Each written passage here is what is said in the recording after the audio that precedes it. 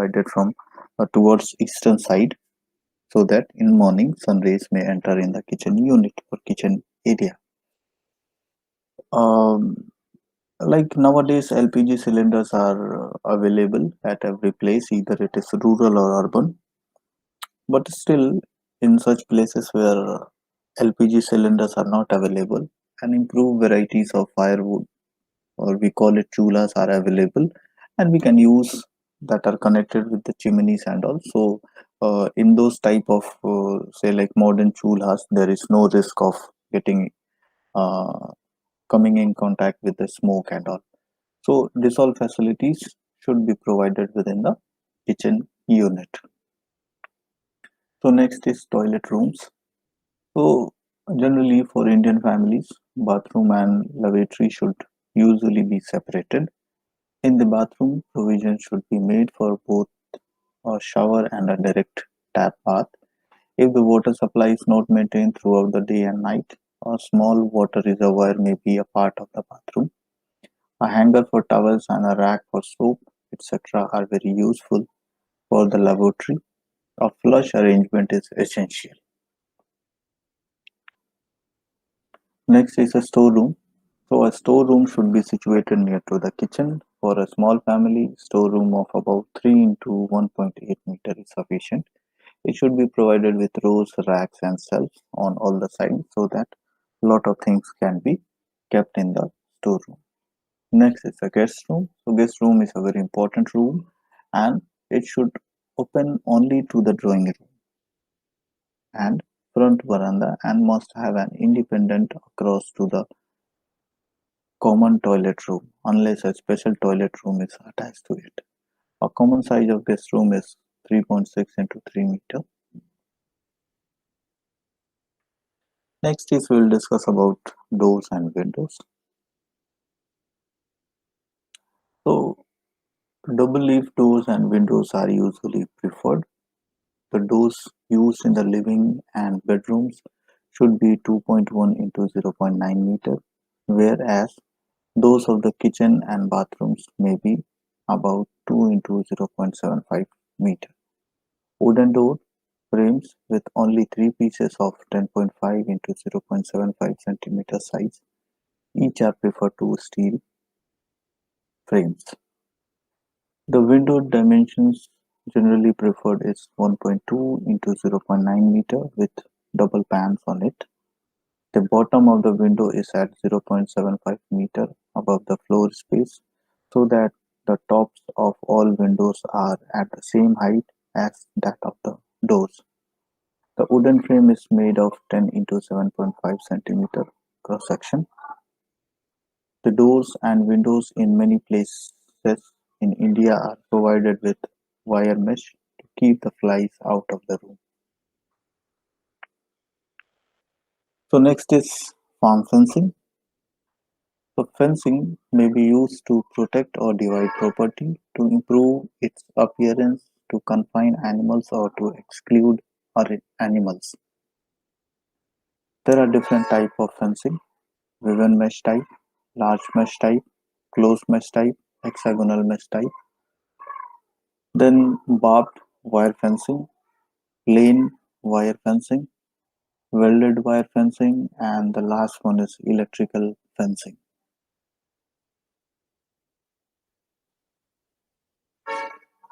So large mesh type fencing.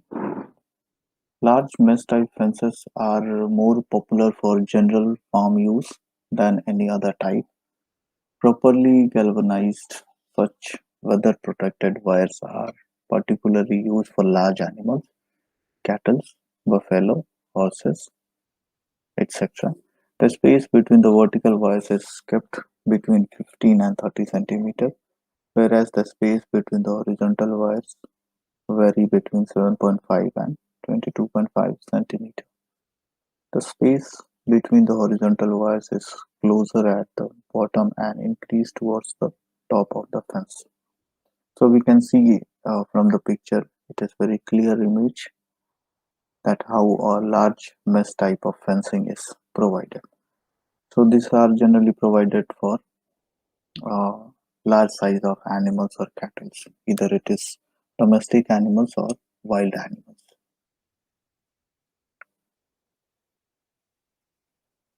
Next one is close mesh type of fencing.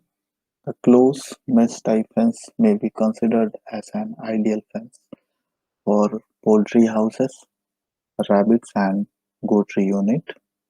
Up to the first 43 centimeter height, the spacing between the horizontal wire varies between 4 to 8 centimeters. In this type of fencing, the horizontal wires are made heavier than the vertical wires, and the vertical wires are wrapped around the horizontal wires. So from the first image, we can see how a close mesh type fencing looks like. Next one is hexagonal mesh type fencing. So hexagonal woven type wire are uniform all through their height. So we can see from this image how an hexagonal mesh type fence looks like.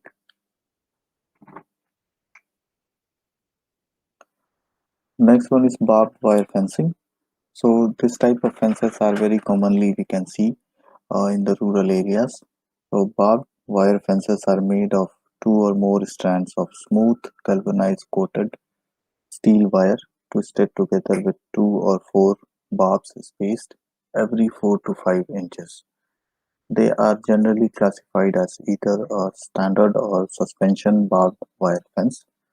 Then standard barbed wire fences usually have 3 to 5 strands of barbed wire stretched between posts that are spaced between 15 to 25 feet apart. So we can see from this image it is very clearly it can be understood that how a barbed wire fence looks alike. Very commonly we can see in rural areas farmers are using this type of barbed wire for making boundary of their farm area.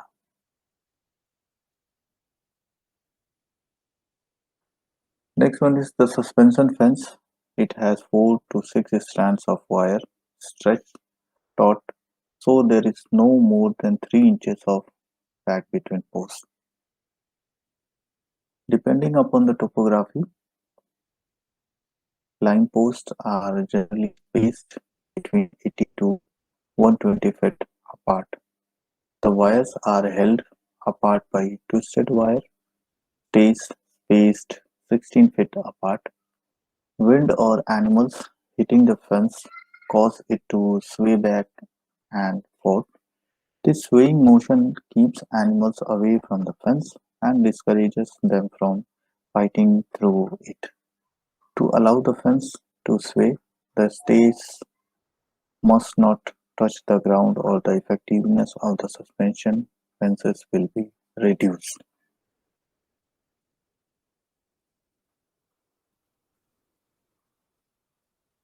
So next one is plain wire fencing. So plain wire standard galvanized wire is suitable for most fences and has a single coating. Heavy galvanized wire with its thicker coating is more resistant to corrosion and should be considered in higher rainfall and coastal areas. Low tensile wire or soft wire is used in most conventional fences with close spaced posts. Thicker wire should be used in higher pressure situations. High tensile wire has a higher breaking strain, providing more strength to the fence and suitable for high pressure situations. Longer fence strains and wider post spacings. High tensile requires more accurate straining and are more difficult to handle and not that soft wire.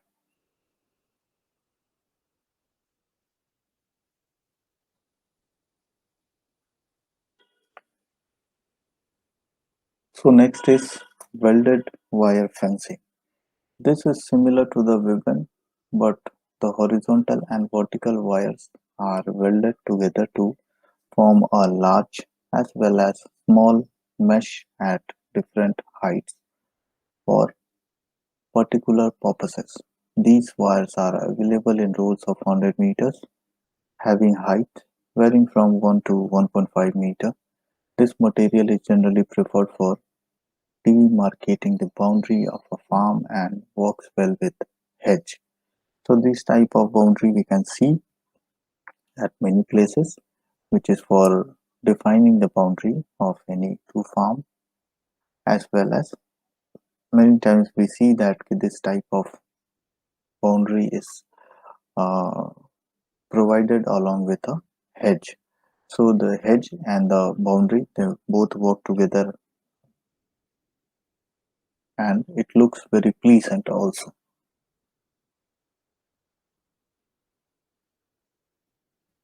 So next one is electrical fencing.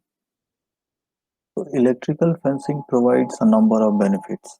It is effective in animal control and pasture management, cost effective, easily constructed and maintained, easily modified to suit requirements, lightweight and easy to construct, long lasting due to low physical contact from animal leaning on fence. So how electrical fencing work? Electrical energy from an energizer is pulsed along a fence wire.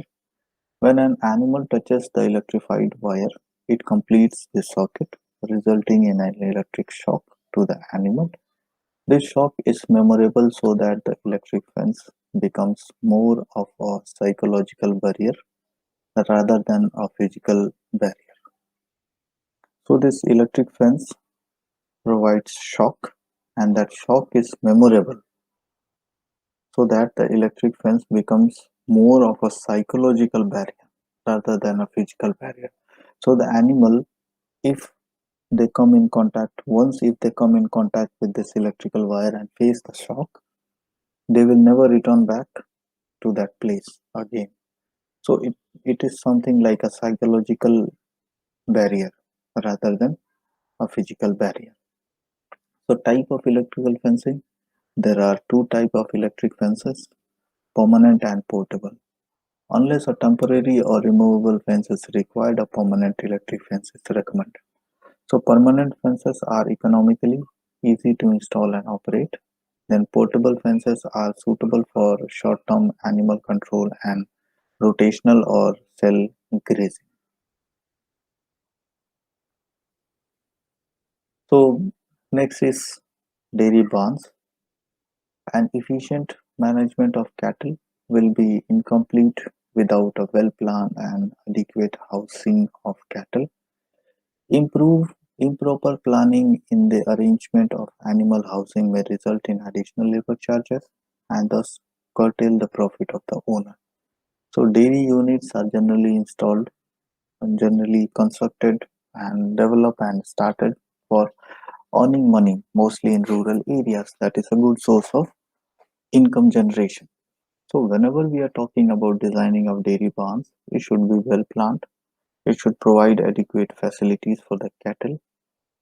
On the other hand, if we do improper planning in the arrangement of animal housing, it may result in additional labor charge and thus curtail the profit of the owner. So the owner will go in loss and that dairy barn may be closed or that dairy unit may be closed. In several states, government is providing a huge subsidy on installation of dairy units. So most of the farmers, in the greed of money which is provided through the subsidy by the government, they avail the facility of subsidy facility or the loan facility, they avail it.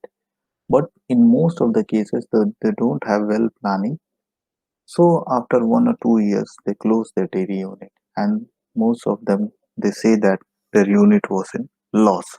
But if we go for proper planning at the initial stage, that unit is never going to be in loss, and it will yield a lot of money and continuous economic benefits owner can avail.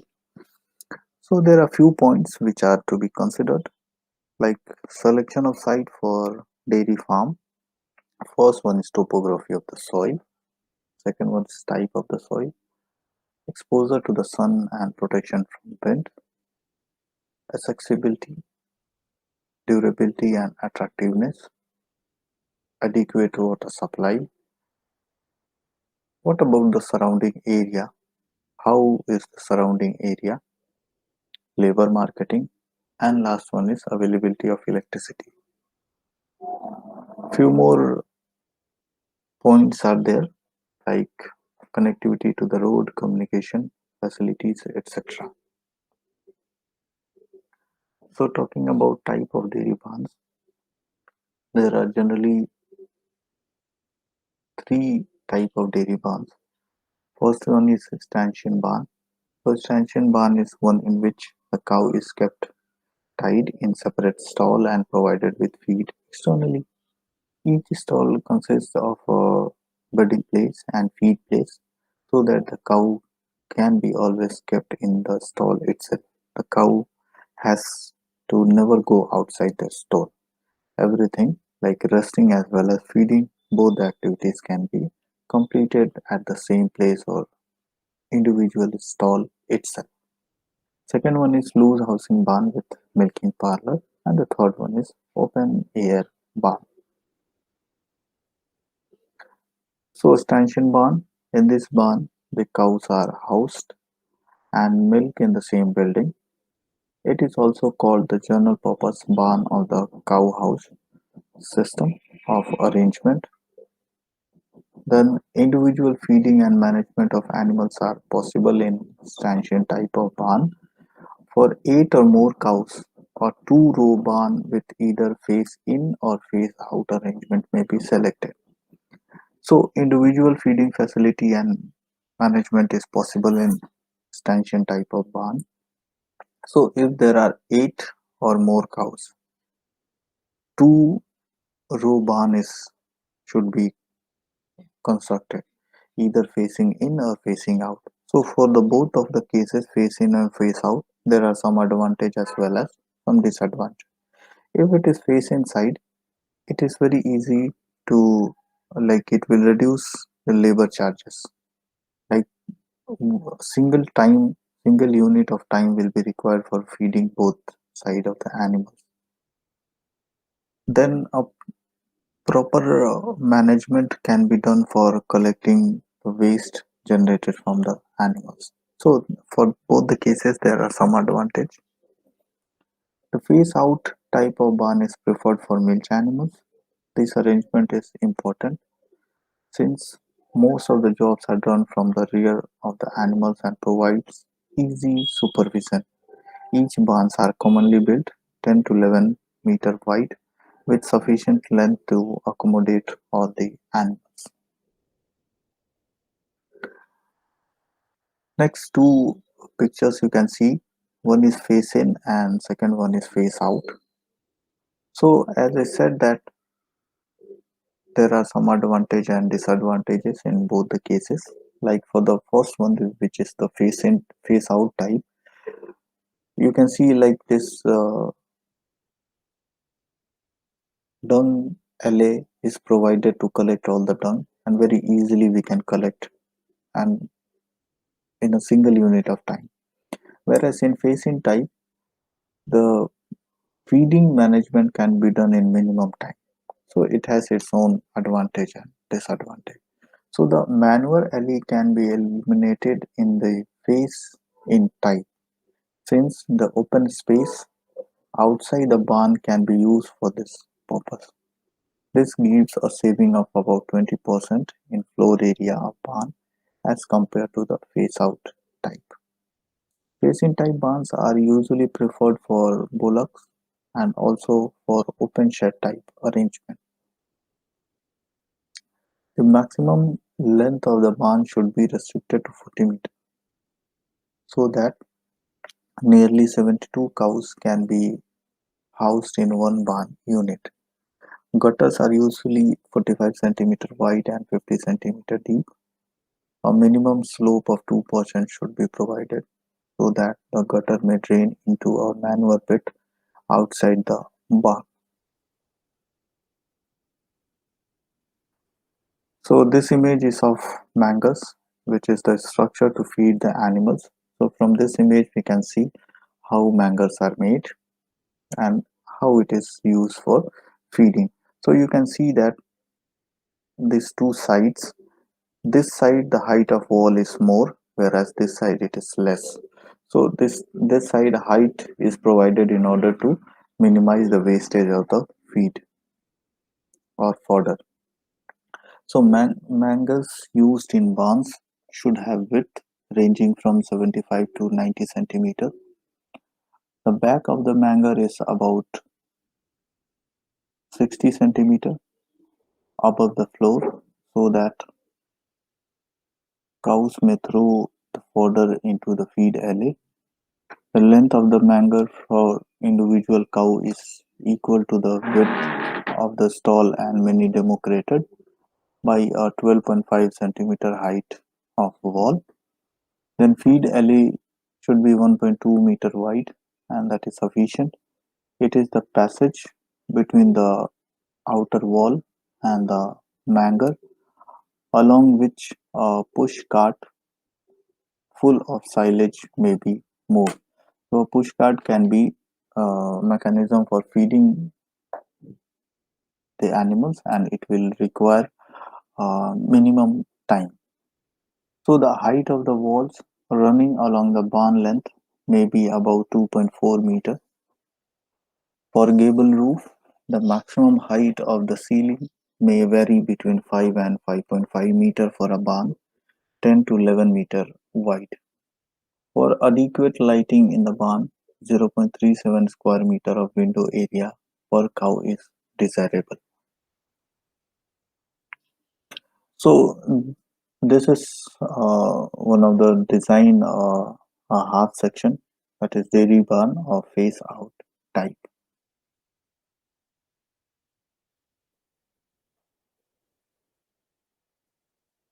Next is loose housing barn.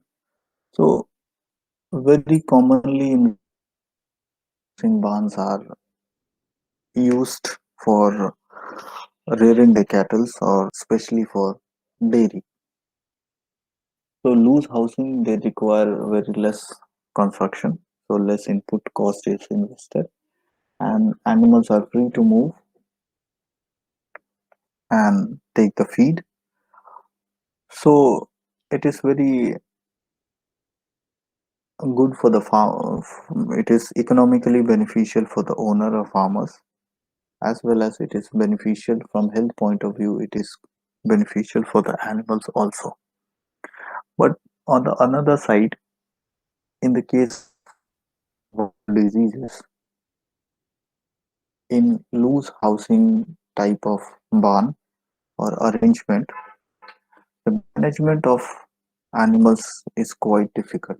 Like suppose one animal is infected by some kind of viral disease. So as we know that in loose housing barn, all animals are free to move here and there. So there is some maximum chances of the viral disease to be expanding in all other animals. So that can be one disadvantage of loose housing barn. But overall, we can see that there is maximum uh, benefit of loose housing barn, either economically or say like psychological behavior of the animals. It is good.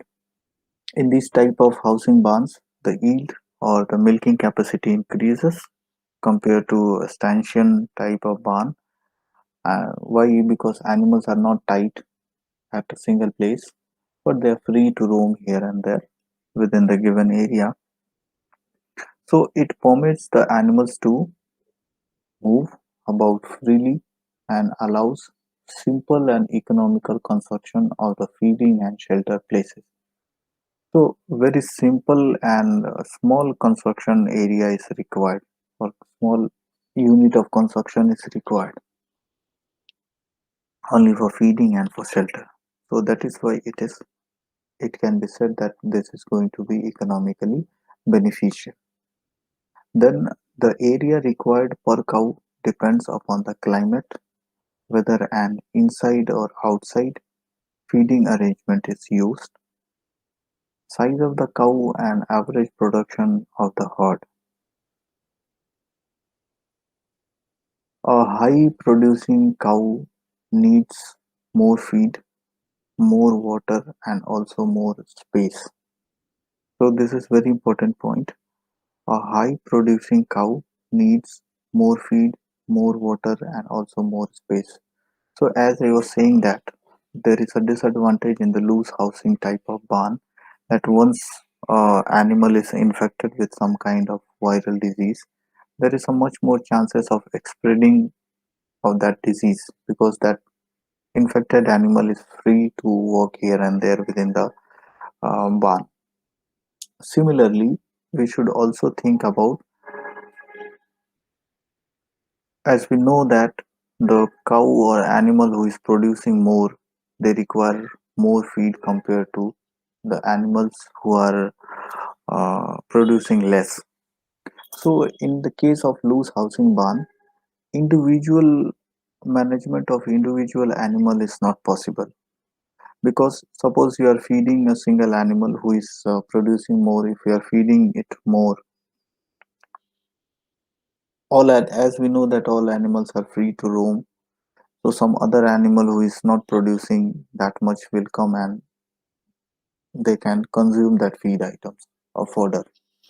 So this is one of the limitation in loose housing barn, that individual management of individual animal is not possible. So there should be proper arrangement. Even if we are going for loose housing barn, a small space should be provided separately for the infected animals as well as high producing animals, so we can give or monitor and maintain and manage them individually as per their requirement. So the floor space both for loafing as well as for feeding may be required in the order of 9 to 11 square meter per cow. So feeding may be required, a floor space may be required in order of 9 to 11 square meter per cow, and the feed manger space may be between 70 and 75 centimeter wide for each animal or for each cow. Next one is milking parlor. So the milking parlor or milking room is area where the cows are milked but not housed. So this milking parlor is utilized only for milking of the animals.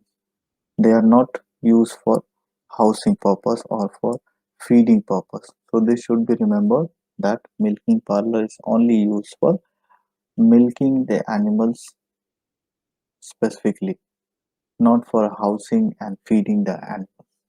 So this type of milking parlor is required especially for those farms where milking is done at the same time and by machines, especially milking machines. If we are going for manual milking, there is no requirement of milking parlor. During the while animal being on feeding, um, the owner can go and milk manually to the animal. So generally, in this case, owner has to uh, go to each and every animals for milking them individually one by one. After, but in case of when the owner is using milking machine, the animal has to be brought to the specific place, and from there only milking activity can be done using milking machine. So it is an essential part of the loose housing barn, but may also be used with a stanchion or stall barn. The most convenient milking room in common use is known as the tandem, with either single or two string stall arrangement. So this stall arrangement depends on the number of animals. If more number of animals, two strings are provided. If less number of animals, one string is provided. So it is the most convenient milking room in common use is known as the tandem. So tandem is a very important term. You should remember always what is tandem. So the tandem is the most convenient milking room in common use, either single or two string stall arrangement. The herringbone milking parlor is also widely used. Very commonly, the herringbone milking type of parlor is used. Next one is open air barn. So in case of open air barn, it is fully open and it does not have any cover. The cows live in fields and they are fed and milked there itself. This system is also known as the loafing barn system and is not common on a well established dairy. So we can see in rural areas, even today also, even if we talk about present situation, the herds of animals are for entire year they stay in open place. During daytime, they they are taken to the pasture land, and in the night they come back near to the house, and in the open field they stay for entire night. So this arrangement is very economical, and it is a traditional method of livestock rearing, especially cattle, cows, especially for cows, not for buffaloes. In some places, the similar thing is done for buffaloes also. So this is very economical, very cheap. No construction, not at all construction is required, so very less investment. Only investment has to be done on the animals, purchasing of animals only. So as we know that it does not have any cover, it does not have any boundary, it does not have any manger, it does not have any fodder or feeding items. So nothing has to be purchased. Only the animal is kept in the open field. During daytime, the owner take those animals to the pasture land. Entire day, they are on the grazing activities, and during evening or night, they return back to their home place and stay in the open field itself. So these are the different type of dairy unit or barns which are commonly used in Indian scenario as well as globally.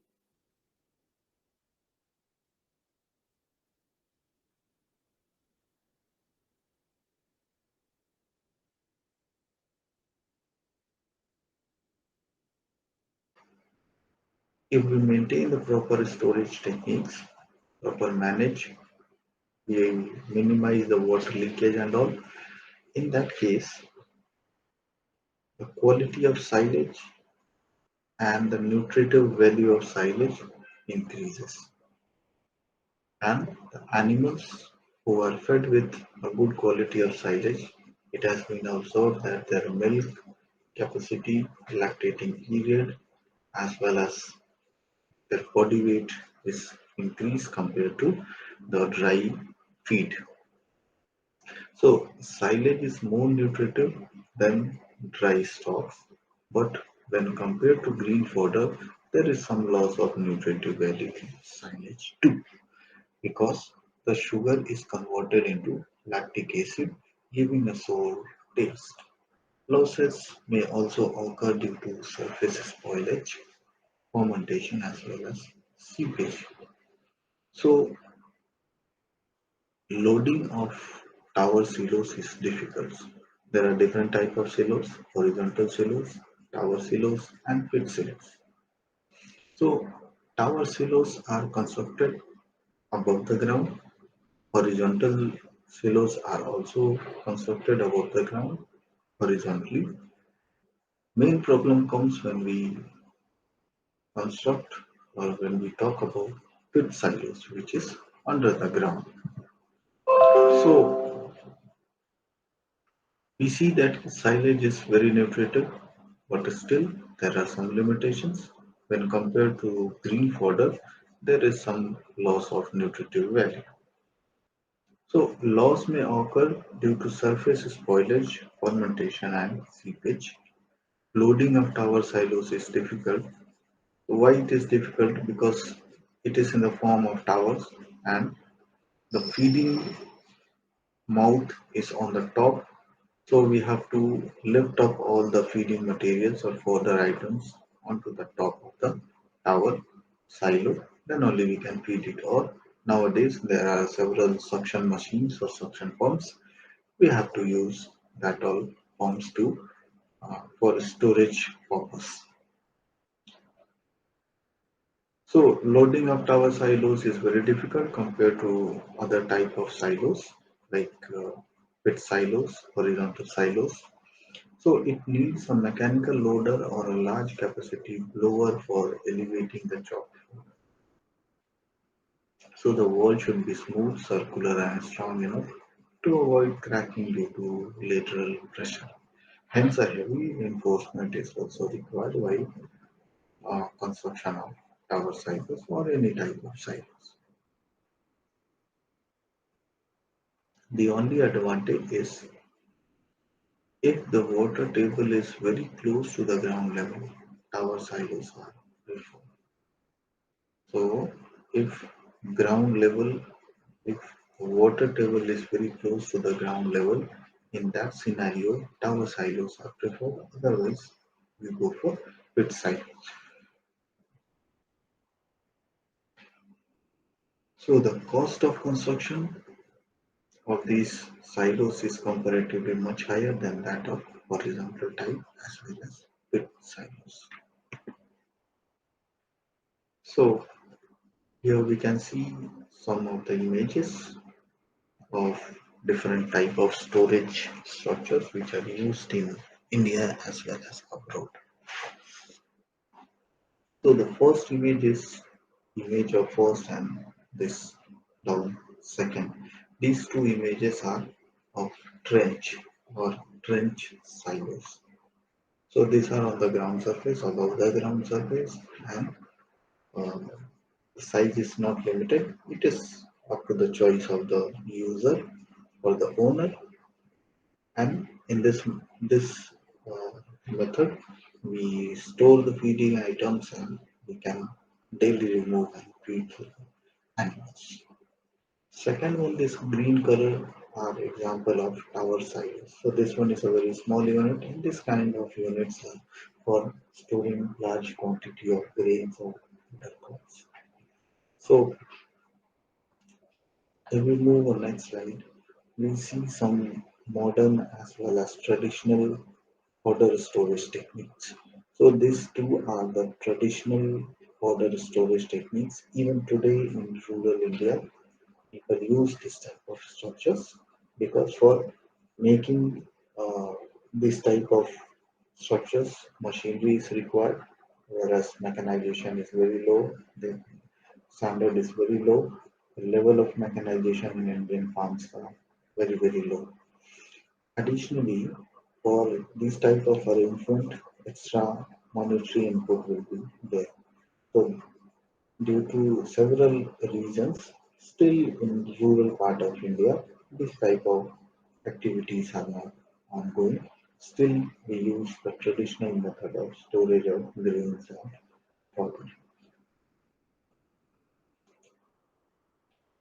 So, next one is horizontal silos.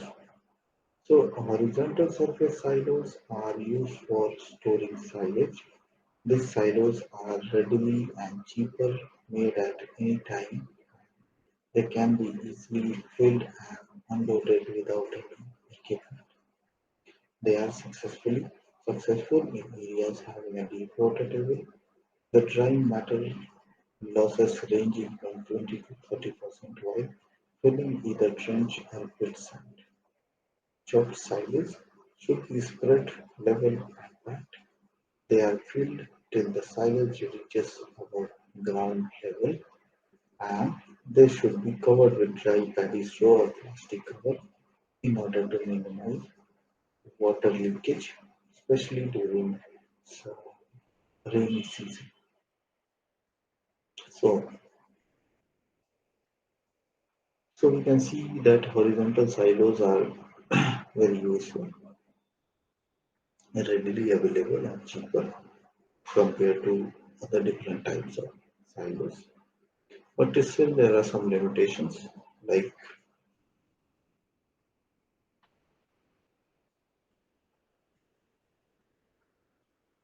This type of silos can only be preferred or can only be constructed in those areas where water table is very big. Otherwise, there is going to be chances of corrosion as well as uh, loss of the water or dry matter loss. And that dry matter is limited to 20 to 30%. So next one is pit silos. So it is a circular deep well-like structure which is lined all along the side and bottom to prevent the water entering into it. They can be made of bricks or stones or concrete with either lime or cement, but up to a depth of 15 meter to 22 meter. So the depth is limited. It should be vary between 15 to 22.5 meters, not more than that. So wall should be provided with plastering the entire inner surface, and a simple roof over the silo can provide to protect the silage from direct falling of sun as well as rainfall. So generally a cow is fed about 1.4 kg of silage per 45 kg of her body. So accordingly for say like for 100 cows and weight is uh, say like 80 approx 80 kg of body weight, so they can be fed 3 kg per day. So diameter of the silo is determined by quantity of silage fed daily, and that quantity of the silos depends on the number of animals.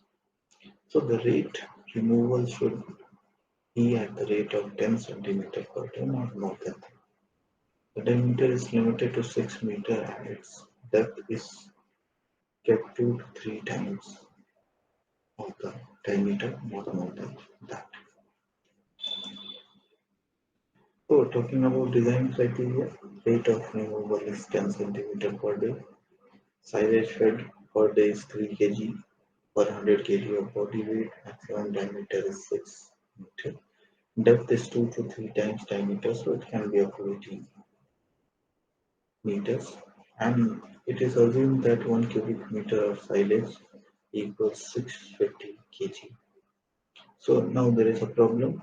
Design an economical diameter and depth of a pit silo to store sufficient quantity of silage for a herd of 300 dairy cows, having an average body weight of 450 kg each.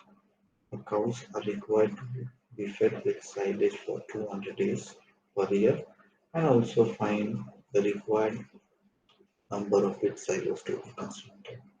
So there is given in the question itself number of cows 300, body weight 450 kg, and number of days per year which has to be fed.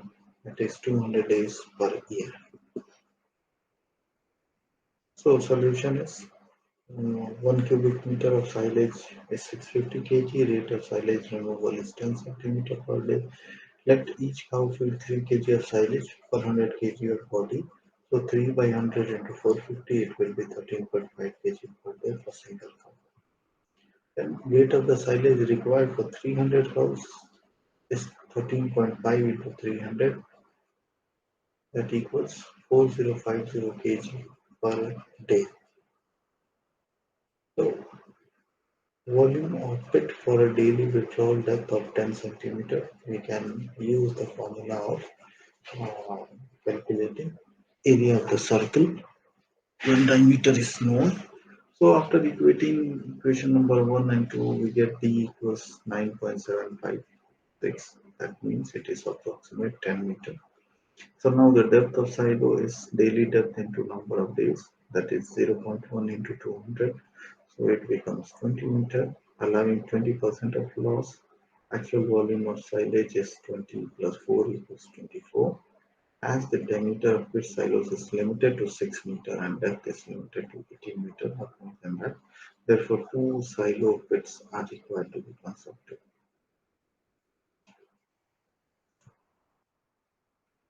So next are trench silos. So I have shown in the image how a trench silo looks like. So trench silo is this one as well as this one. We made canal-like structure on the ground surface, and in between we can store the feeding items.